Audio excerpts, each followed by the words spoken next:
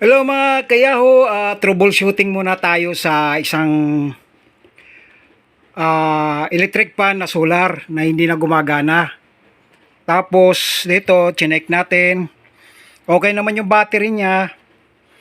Ang problema dito na sa board kasi pag supplyan na yung yung motor sa fan, ayaw umandar. Kaya nandito yung may problema. Ngayon, ang troubleshoot dito, check muna natin kung anong problema, kung kaya pa nating ma-solve ba tong problema dito. Pero kung sakaling hindi nakakayanin, gagawa na lang tayo ng paraan na papaganahin pa rin natin to. So, ang gamitin natin ay meron tayong motor controller na maliit, tapos meron tayong battery, tapos lagyan na lang natin ng charger ng battery kahit wala na to. So, ganun lang kasimple. Tapos ito, hindi na natin magagamit yan kasi galing dito sa board na yan, yung pinaka-pattern na yan. So, para magamit lang natin, pero hindi na tayo ganun bibili ng mga katulad nitong board na to kung merong available sa online to. Kung meron sa online, pwede nating mapalitan. Pero kung wala, gagawa na lang ng paraan. Lagyan na lang ng PWM to, motor controller, tapos itong battery, tapos hanap tayo ng magandang pang-charge dito na charger IC. So ganyan naman. Pag hindi natin alam yung yung kunyari alam na natin kasi may 4 volts dito, supply dito. Ngayon, pwede yung papalakasin to. Lagyan mo ng 6 volts. Depende doon sa motor niya, yung capacity ng motor kung kaya. Kasi mas malaking voltahe, mas malakas umikot. Ngayon, meron tayong mini bench dito na ginagamit ko yan Yan, nakakonect na siya. So, i-check natin kung ano yung kapasidad nito, kung gaano kalakas. So, ilagay muna natin sa yan, sa 4. Yan, 4 yan. Tapos, ito yung supply niya.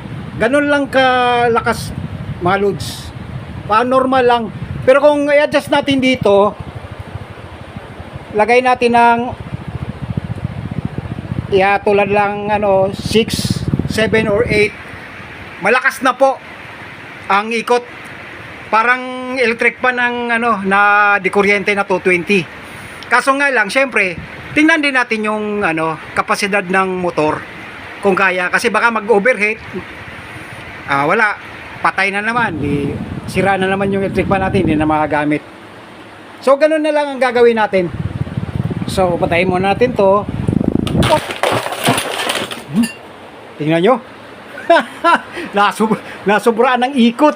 Kaya kaya malakas ang malakas ang ikot ng kaya umatras yung electric fan, kaya yun. Buti na lang hindi nasira. Ayan. Ayan, buti hindi nasira yung ilisi. So ganun lang, Lods. Ingatan nyo yung ganung disgrasya para hindi naman totally ma-damage yung ginagawa nyo. Mamaya kayo pa sisinong mayari na bakit naputol yung ilisi. Ayan, napihit ko ng 8,